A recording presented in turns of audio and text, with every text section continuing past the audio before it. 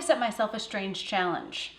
This is my favorite cookbook. It is the Cook's Illustrated Baking Book, and I have decided to bake every single recipe in it. How many pages are in this thing? 518 pages.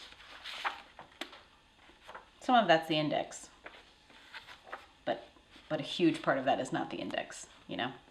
Today I am on page 53, making easy buttermilk drop biscuits. I have my cup of tea here because I think that this would be a great tea time addition. Also, it's early and I'm sleepy. How easy is easy, you ask? Great question. I don't know, I haven't made this before. There aren't that many ingredients and you don't need any special equipment. And there are 3 steps. Today we have all-purpose flour, baking soda, and baking powder, which I've already combined, salt, sugar, butter, and chilling buttermilk in the fridge. That's it. Combine the flour, baking powder and baking soda, which I already combined, sugar, and salt. The butter has been thoroughly melted in our piping hot oven. I wonder how cooled slightly. This is really, really hot. Oh wait, 8 tablespoons unsalted butter melted and cooled plus 2 tablespoons melted. Wait, what? Clearly someone didn't look at the ingredients that closely. 8 tablespoons unsalted butter melted and cooled slightly. So that's this. Plus 2 tablespoons melted. So that's just not cooled slightly, just like hot? These are my questions. All right, well, let me quickly melt 2 more tablespoons, I guess.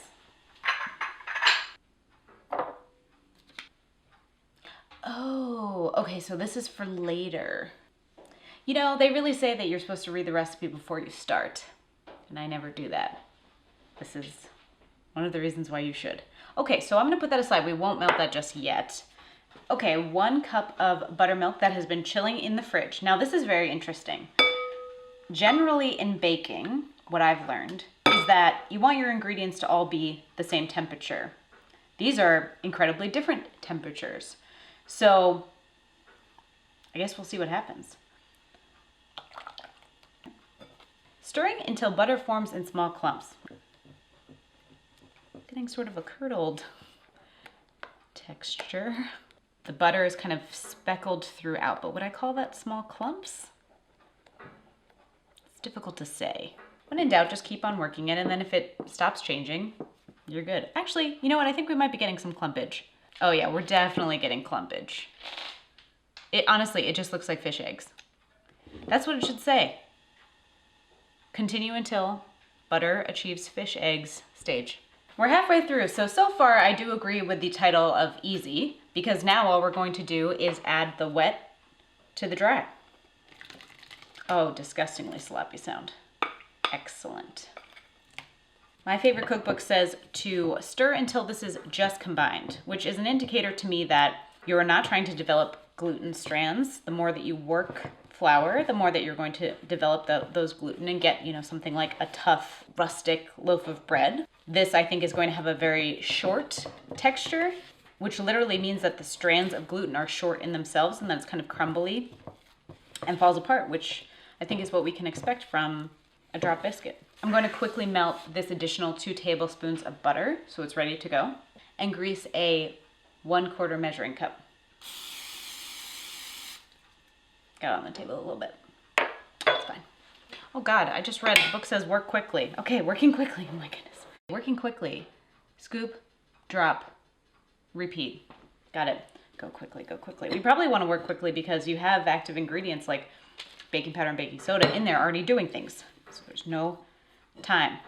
Don't let me forget about the butter that's in the oven melting. How quickly is quickly? Okay. The biscuit should measure about 2 1/4 inches in diameter and 1.5 inches in height. Well, let's check. Well, they're not, okay, well, maybe I need to do a little reshaping here. That one looks good. Some of these aren't really circular. And 1.5 in height? Well, they're taller than that. Okay. Oh, I'm very intimidated by this working quickly direction. Making it up. It does not say to flatten them this way. It does not say to shape them. Maybe we'll try it with this one and then the next batch will be better. All right, 12 to 14 minutes. Let me get these in quickly. Ooh, okay. Quick. I probably could have put more on that one baking sheet, I think is what I'm learning. I think they were all supposed to go in at once. We didn't do that.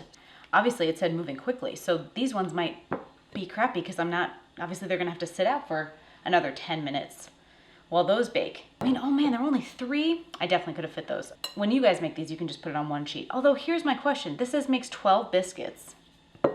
We're gonna get 8? I'm using the right size, 1/4 cup. All right, maybe these are just gonna be monster biscuits. You know, it started easy and now I feel challenged. You know, we're just gonna take this as an experiment. We will see how those ones come out. I think that they are bigger than they are supposed to be, given that the recipe says that it makes 12 and we're going to end up with 8. And based on the working quickly instruction from my favorite cookbook, you're definitely not supposed to let them sit out before they are going in. So we're just gonna be scientists today and we're gonna see what happens. And if this recipe fails, it is not my fault. My favorite cookbook says we are looking for the tops to be golden brown and crisp.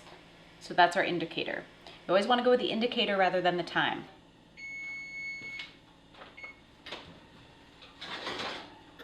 Oh, I think we're there.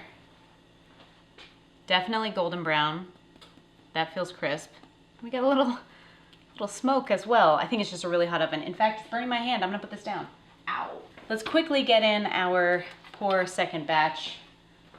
This is the remaining 2 tablespoons that is melted. I have a pastry brush and I'm just going to brush the biscuits with more butter because there's, you know, butter and buttermilk and not enough in here apparently. What do you serve drop biscuits with? Like, is it a gravy situation or is it like a jam situation? It's right next to the scones, which I'm more familiar with, so not sure. There is no picture with this recipe. So I'm not sure what they should look like, but you know, having no idea or experience with drop biscuits, I'm not unhappy with them. Hey Google, what do you serve with drop biscuits? Hey Google, what do you serve with drop biscuits? Hey Google. On the website. Oh, damn. Hey Google. What do you serve with drop biscuits? You can eat them for breakfast with sausage gravy, to sop up your runny eggs, or simply with butter and jam. Oh. Do you want a little more context? No, thank you. Okay, so that kind of answers it. It can be gravy. Drop biscuits versus traditional biscuits. Okay, so that kind of answers it. So it can be gravy or runny eggs, which actually sounds really good, or jam. And since it's, you know, the mid-morning and I'm already having a cup of tea, let's go the jam route. The questionable second batch is about to come out. Oh boy. Let's see if we can tell the difference. Maybe we can't. Or maybe they're terrible. Could go either way.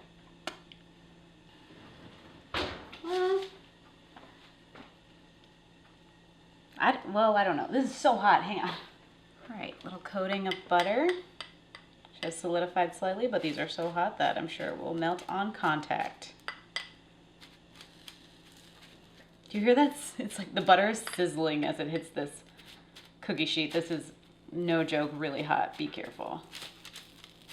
I think the misshapenness of these, they've sort of caught a bit more than those ones did.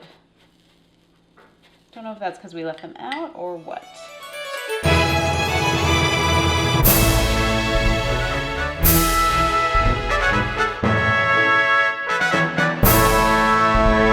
Every time I make a new recipe from my favorite cookbook, the Cook's Illustrated Baking Book, I give that recipe a grade. But to be extra nerdy, I don't use the regular grading system. Instead, I use the grading system from Harry Potter.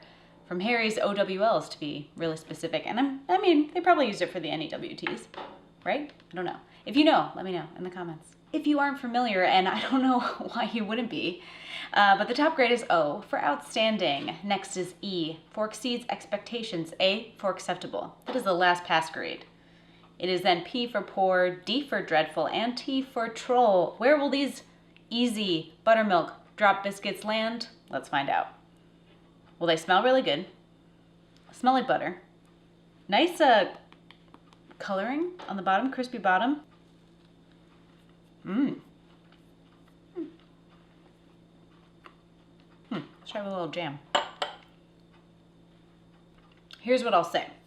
I don't have huge experience with drop biscuits. So if you do, please let me know what I should expect. I will say that they're very buttery.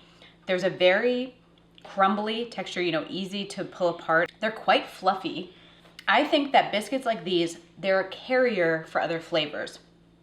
In and of itself, it really tastes a lot like butter and not that much else. When you put the jam on it, it tastes amazing, tastes like jam. And I think would be a really great kind of tea time addition.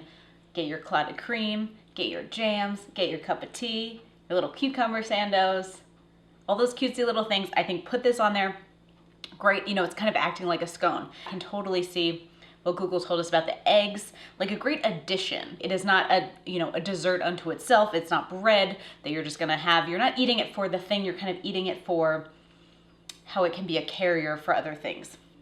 Having this be my first drop biscuit that I've ever had, I would say it's very good. It definitely takes off, I think, the easy bucket. We ended up with 8, not 12. Next time, if I made these, you know, I guess you're using the quarter cup as a guide, but maybe do less than a quarter cup so that you can end up with 12. I have a very high standard for my favorite cookbook. There are some amazing recipes in here.